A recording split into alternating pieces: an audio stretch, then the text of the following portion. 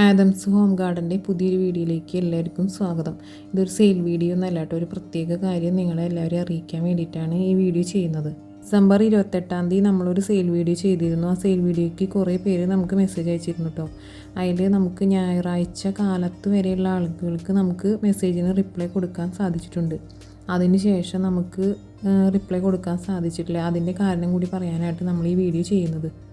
December 29 ഞായറാഴ്ച കാലത്ത് ഒരു ബൈക്ക് ആക്സിഡൻറ്റിൽ ഹസ്ബൻഡിൻ്റെ ബ്രദർ മരണപ്പെട്ടു പോയി.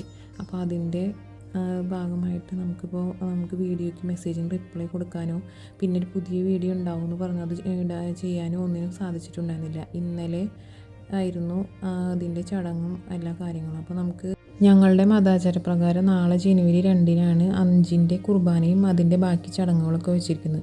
അപ്പോൾ അതിന് ശേഷമാണ് കേട്ടോ നമുക്ക് എല്ലാ മെസ്സേജുകൾക്കും റിപ്ലൈ കൊടുക്കാനും അടുത്ത വീഡിയോ ഒക്കെ നമുക്ക് പോസ്റ്റ് ചെയ്യാനും സാധിക്കുകയുള്ളൂ. അപ്പോൾ എല്ലാവരും ക്ഷമിച്ച് നമ്മളോട് സഹകരിക്കുന്നു വിശ്വസിക്കുന്നു. എല്ലാവർക്കും മെസ്സേജിന് റിപ്ലൈ തരുന്നതായിരിക്കും, കുറച്ച് ലേറ്റായാലും. നമ്മൾ 2 നമുക്ക് ഓർഡർ തരുന്നവർക്ക് എല്ലാവർക്കും പ്ലാനിൽ അയക്കാമെന്ന് പറഞ്ഞിരുന്നു. പക്ഷേ അതിനും സാധിക്കില്ല. 2 നമുക്കിപ്പോൾ അതിന് സാധിക്കില്ല. അപ്പോൾ നമുക്ക് ഓർഡർ തന്നിട്ട് പേയ്മെൻറ്റ് ചെയ്തിട്ടുള്ളവർക്കും ഇനി ഓർഡറിന് വേണ്ടി മെസ്സേജ് അയച്ചിട്ടുള്ളവർക്കും എല്ലാവർക്കും നമ്മൾ തിങ്കളാഴ്ച മുതൽ അയക്കാമെന്നാണ് വിചാരിക്കുന്നത്. അപ്പോൾ അതിന് മുന്നായിട്ട് ഇപ്പോൾ മെസ്സേജ് അയച്ചിട്ടുള്ള എല്ലാവർക്കും നമ്മൾ റിപ്ലൈ തരുന്നതായിരിക്കും. നമുക്കിപ്പോൾ ഇങ്ങനെ ഒരു വലിയൊരു സാഹചര്യത്തിൽ വന്ന് പെട്ടുപോയതുകൊണ്ടാണ് നമുക്ക് മെസ്സേജിന് റിപ്ലൈ തരാനും ഒന്നും സാധിക്കാഞ്ഞത്.